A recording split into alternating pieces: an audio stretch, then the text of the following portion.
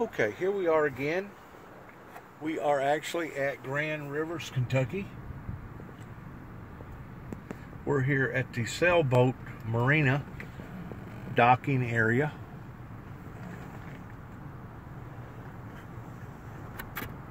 Where they keep all their slits in regard to their sailboats.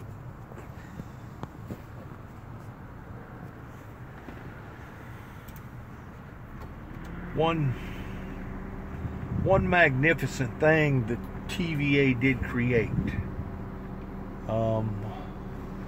They created a barrage of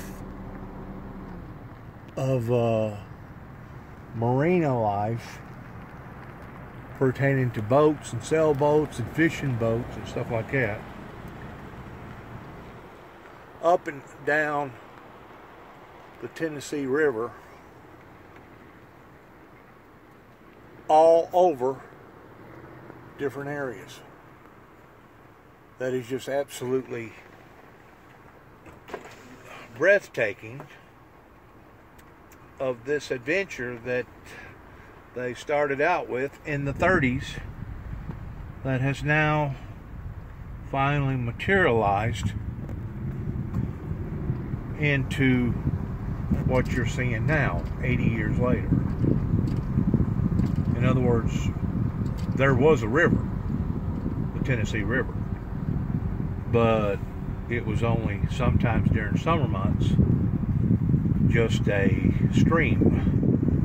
It wasn't really what you can call a river. But because somebody had enough ingenuity about them in the 20s and looked at it and said, we can build dams off of this river that will benefit society in creating electricity. And because of it, we have electricity. It's more than just a sailboat slits. They have places up here where people can park their RVs, and I think, if I'm not mistaken, they can do it annually towards staying up here year round. I'm not for sure about that, so don't quote me on that towards it being the gospel. But it's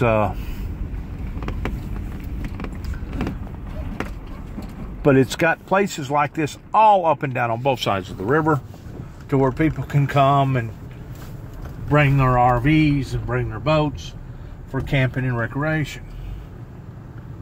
And I guess that's one of the benefits towards them doing what they done in that regard of settling the water, taming the water, because I think in total they have something like 17 locks, beginning somewhere up in New Tazewell, somewhere way up in East Tennessee, to where the river goes down, and it actually goes down into part of Alabama and over into Florence, Alabama, and then it shoots back due north from Florence, Alabama, Muscle Shoals, and then it goes straight up West Tennessee, separating Middle Tennessee from West Tennessee.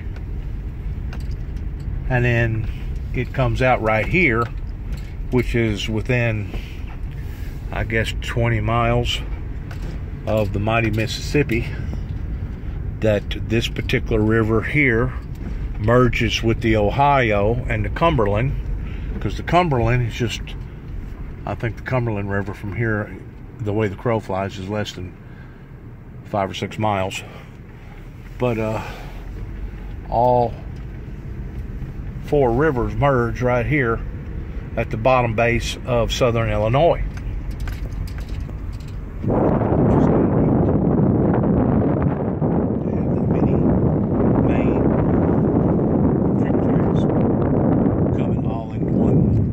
spot.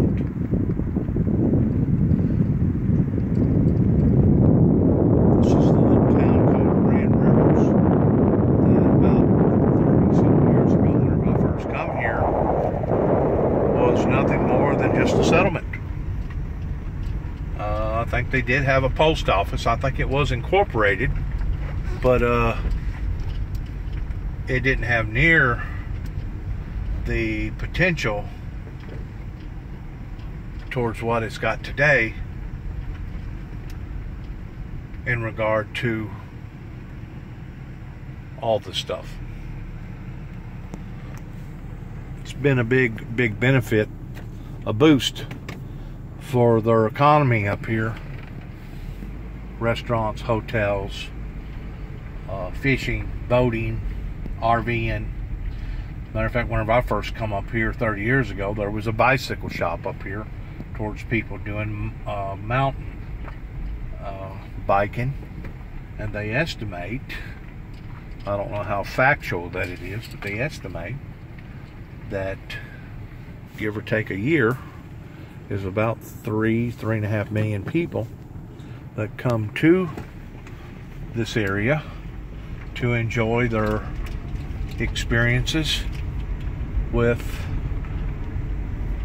either hunting, biking, camping, boating, bicycling, or any of all the above. In other words, it's a network of nothing but recreation.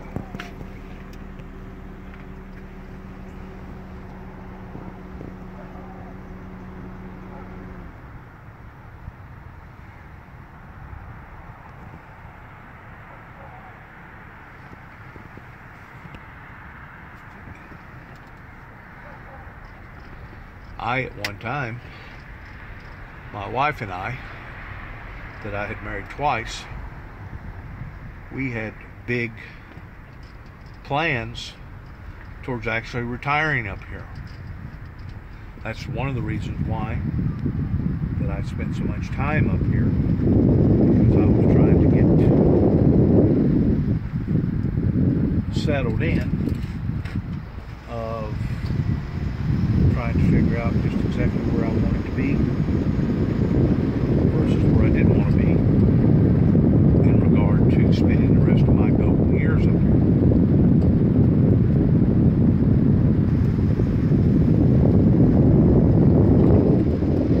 I've seen now, since all the episodes that has happened in my life has occurred, that that's the plans between man and beast. Sometimes does go astray.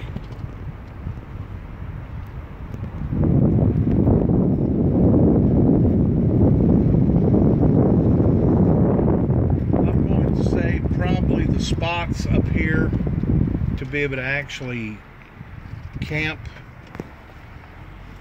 to set an RV up here, would probably be somewhere in the neighborhood of $2,500 a year on an annual fee, probably up to $3,000, maybe a little bit more, give or take, depending upon who you talk to and what kind of a deal that you can actually make.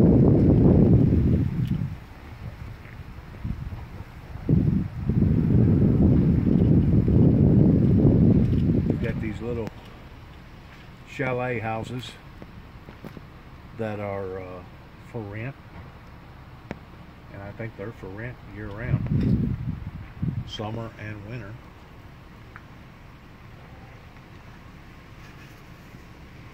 Once more, that's the Tennessee River in behind that right there. All that water in behind there, all them lights, that's the Kentucky Lake. And I call it the Tennessee River because it's the Tennessee River that makes this Kentucky Lake. It was the Tennessee River even in Kentucky until they flooded it. After they flooded it, then they called it the Kentucky Lake.